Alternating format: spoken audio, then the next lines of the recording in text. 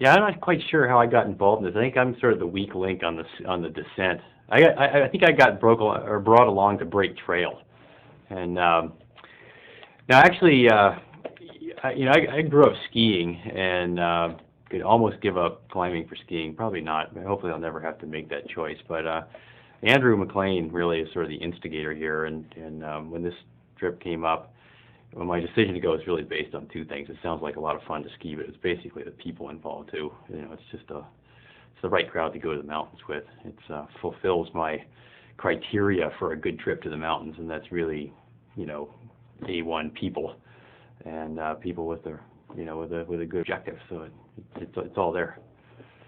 So you'll be climbing to the highest point, Shishapangma, the two summits, as we all know, and then if conditions permit, then you'll ski from the very top of the mountain down to pretty much where you started, basically.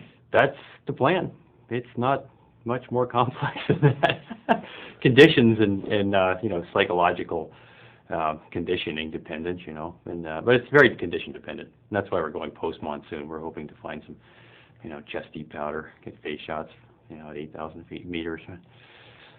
So that's the descent. What about the climbing up? Will you be using the same route up that you're going to take down? Yeah. That's it's sort of au rigueur in doing these ski descents is to climb the route first. You want to kick the snow and poke it with your ski poles and check out conditions.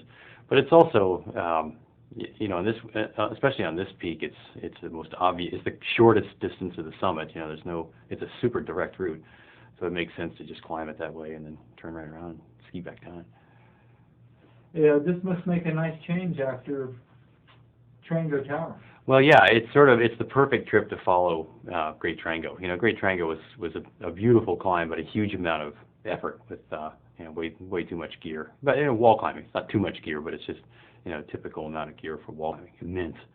So the motto on this one is just say no to haul bags. I mean, it's going to be a huge amount of aerobic motion on this climb, which sounds really, really good after you stood in aiders and moving at the speed of continental drift up, a big granite wall. So this is the perfect trip.